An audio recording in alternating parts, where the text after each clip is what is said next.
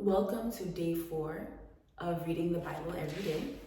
We are still in the book of Genesis, and today we'll be reading Genesis chapter 4 from the Abundant Life Bible NLT translation, the New Living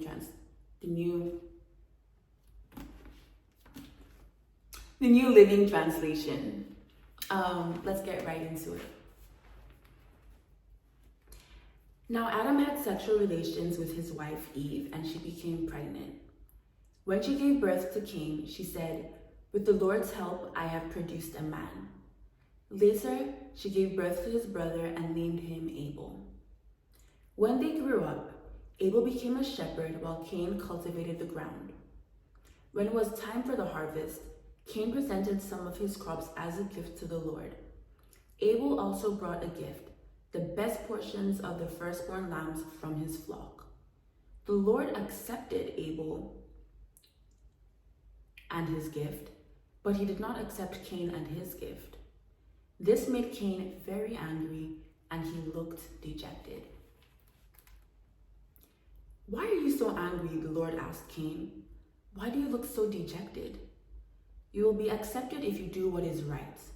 But if you refuse to do what is right, then watch out. Sin is crouching at the door, eager to control you, but you must subdue it and be its master." One day, Cain suggested to his brother, "Let's go out into the fields." And while they were in the field, Cain attacked his brother Abel and killed him. Afterward, the Lord asked Cain, "Where is your brother? Where is Abel?" "I don't know," Cain responded. "Am I my brother's guardian?" But the Lord said, "What have you done? Listen, your brother's blood cries out to me from the ground. Now you are cursed and banished from the ground, which has swallowed your brother's blood. No longer will the ground yield crops for you, no matter how hard you work. From now on, you will be a homeless wanderer on the earth." Cain replied to the Lord, "My punishment is too great for me to bear. You have banished me from the land, and from your presence, you have made me a homeless wanderer. Anyone who finds me will kill me." The Lord replied, "No, for I will give a 7-fold punishment to anyone who kills you." Then the Lord put a mark on Cain to warn anyone who might try to kill him. So Cain left the Lord's presence and settled in the land of Nod, east of Eden. Cain had sexual relations with his wife, and she became pregnant and gave birth to Enoch. Then Cain founded a city, which he named Enoch after his son. Enoch had a son named Irad. Irad became the father of Mehujael. Mehujael became the father of Methushael. Methushael became the father of Lamech. Lamech married 2 women. The first was named Ada, and the second was Zillah. Ada gave birth to Jabal, who was the first of those who raised livestock and lived in tents. His brother's name was Jubal, the first of all who played the harp and flute. Lamech's other wife Zillah gave birth to a son named Tubal-Cain. He became an expert in forging tools of bronze and iron. Tubal-Cain had a sister named Naamah. One day, Lamech said to his wives, "Ada and Zillah, hear my voice. Listen to me, you wives of Lamech. I have killed a man who attacked me, a young man who wounded me. If someone who kills Cain is punished 7 times, then the one who killed me will be punished 77 times." Adam had sexual relations with his wife again, and she gave birth to another son. She named him Seth, for she said, "God has granted me another son in place of Abel, whom Cain killed."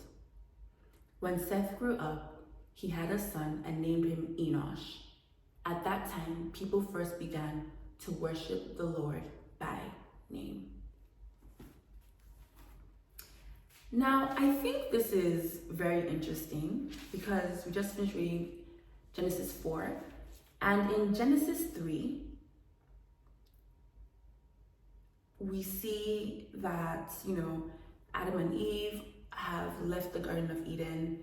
At the beginning of Genesis 4, Cain and Abel, who are brothers, are living together. Cain then kills Abel.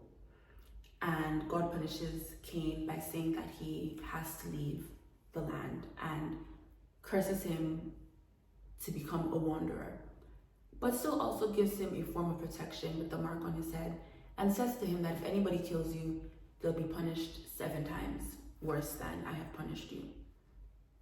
Now, towards the end of chapter 4, we see that Cain has children, grandchildren, etc., etc. But we also see that somebody in Cain's bloodline commits murder the same way Cain committed murder. And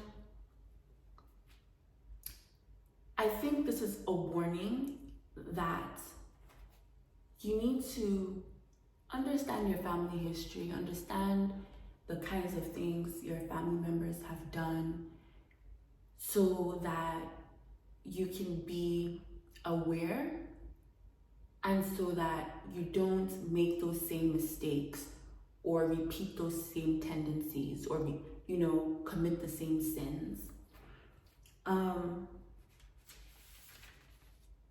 So that's something that, I think we should kind of keep in mind from Genesis 4.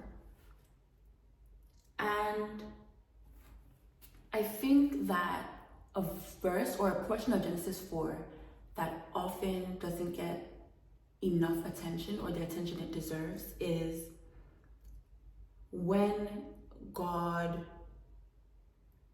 speaks to Cain about his offering. So if we go back to the beginning of Genesis 4, it says that the Lord accepted Abel and his gift, verse 5, but he did not accept Cain and his gift. This made Cain very angry, and he looked dejected. Verse 6, why are you so angry? The Lord asked Cain. Why do you look so dejected? This is important. Verse 7, you will be accepted if you do what is right. But if you refuse to do what is right, then watch out. Sin is crouching at the door, eager to control you, but you must subdue it and be its master. Now, that's a warning for everybody. And it also tells us how we can play our part in being accepted by God. It's simple. Do what is right. And remember that if you refuse to do what is right, you need to be careful, because sin is always waiting to trap you and ensnare you. And I think this conversation that the Lord God had with Cain didn't really register with Cain, because he didn't really pay any attention. He didn't take heed. Sin is crouching at the door, eager to control you, but you must subdue it and be its master. That's verse 7. In verse 8, which is the next verse, Cain is already plotting on killing Abel. Verse 8 says, one day, Cain suggested to his brother, let's go out into the fields. And while they were in the field, Cain attacked his brother Abel and killed him. Meanwhile, in verse 7, which was just a verse ago, so if we're looking at time, right, this probably happened shortly after God had this conversation, or maybe even it didn't even happen 5 minutes after, an hour after. But for it to be so close together in the scriptures, then it means that the amount of time wasn't great. So God has this conversation with Cain, and he says, be careful with sin. It's always waiting to trap you and ensnare you. And he goes and kills his brother Abel, and then God has to punish him for it.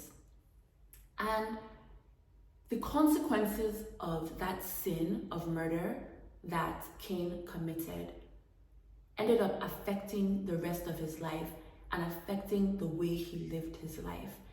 And it's not that God hasn't broken the power that sin has over us. He has. But those consequences of the sins that you make are the things that God is warning us all about.